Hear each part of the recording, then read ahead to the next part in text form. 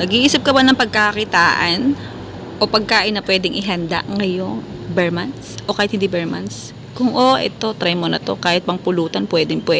O kahit mga lasanggero dyan sa inyo, titirahin to. O 1 cup ng all-purpose flour yan, tsaka half teaspoon ng baking soda, at tsaka 1 tablespoon ng vinegar o suka, at 3/4 cup ng tubig.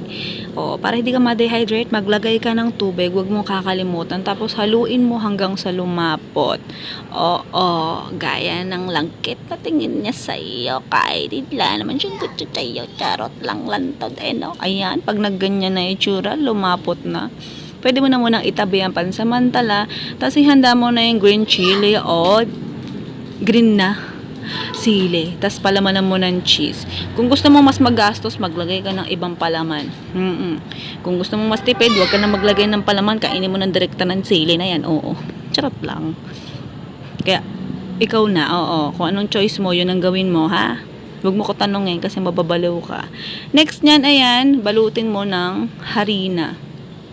Pag di mo kasi nilagyan ng, pag di mo kasi binalot ng harina yan, hindi kakapit. Pwedeng mangyari na dumulas lang yung butter pag niluto mo. Ayan, tsaka mo balutin ng butter pagkatapos mong lunurin ng, all-purpose flour. Yan, next nyan, pag ganyan ang itsura, pwede mo na yang ilublob sa breadcrumbs. Ayan. Kung nagtitipid ka, ayan, carry na yan, huwag mo nang lagyan pa ng breadcrumbs. Pero kung gusto mo malutong-lutong, yan, lagyan mo, okay? Lagyan mo ng coating ng breadcrumbs. Ayan. Dahil hindi uso ang siksikan dito, social distancing. Ano ba sinasabi ko?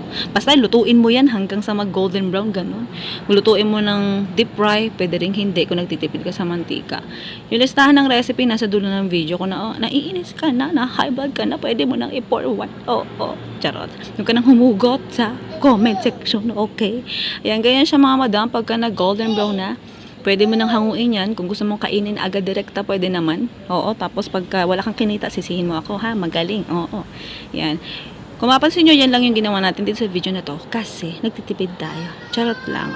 Pero yun talaga, yung pangkain lang namin to. Pero kung gusto mo itinda mo na, ha? Ikaw ang magdesisyon. Basta ako nag-share lang ng recipe. Pero sasawa kong recipe to. Okay, ako lang taga voice over this time. Ayan, dynamite tempura ang pangalan ng recipe natin. Kaya kung gusto mong itry ito, ayan na. Sige na, goodbye, good luck. Love you.